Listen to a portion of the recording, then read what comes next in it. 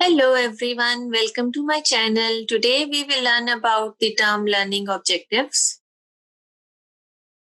So whenever you are trying to understand the problem of your subject matter expert, it is very important to define your learning objectives.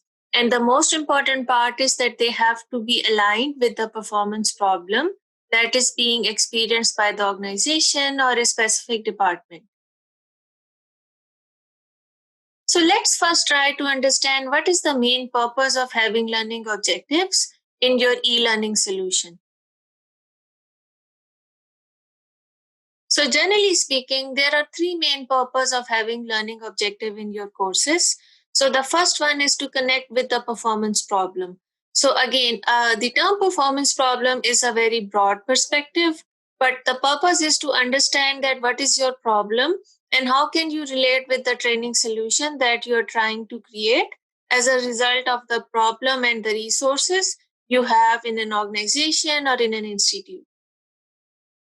The second purpose is to evaluate the proposed training solution. So when we talk about evaluation, then when you are in the initial stages of your project, and if you want to go back to a new solution, then it's really easy if you have your learning objectives in front of you. So that's why it's really important to have your objectives. And when it comes to the count of objectives, it can range from a minimum of 1 to maximum of 5 or 6. But a good approach is to have at least 3 or 4 objectives depending upon the scope and the number of modules you are trying to have in your course.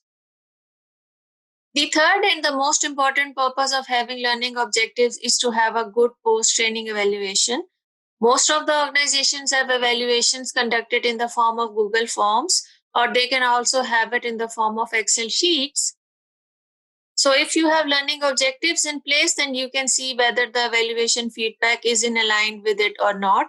And if not, then you can propose a second revision of your online solution.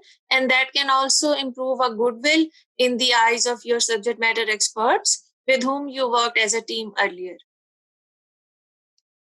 So now let's see some of the examples of learning objectives.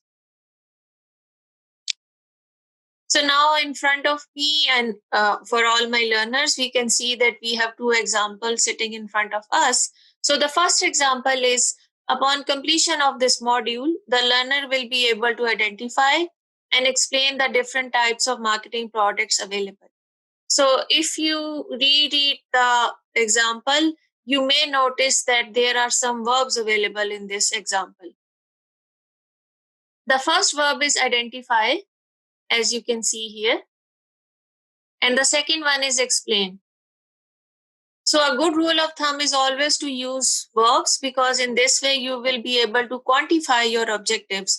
And that is really, really important when you're trying to justify a point or when you're trying to justify a specific solution that you included as part of your training program. So the second example is describe how to explain important terms related to marketing strategies. And again, as you can see that I have included two verbs in it. The first one is describe and the second one is explain. And the idea is simple. Basically, I wanted to have some quantifiable verbs so that when the learner reads it, they know what they are gonna understand and learn if they take a course that is based upon marketing strategies. So my dear viewers, this was all for today's video that was focused on providing learning objective summary and why it is important to have learning objectives in your training solutions. If you want me to create some more videos that show some examples of learning objectives, please feel free to share your feedback in the comment section. And also if you like my channel, consider subscribing to it. And I will see you in my next video. Thank you. Bye-bye.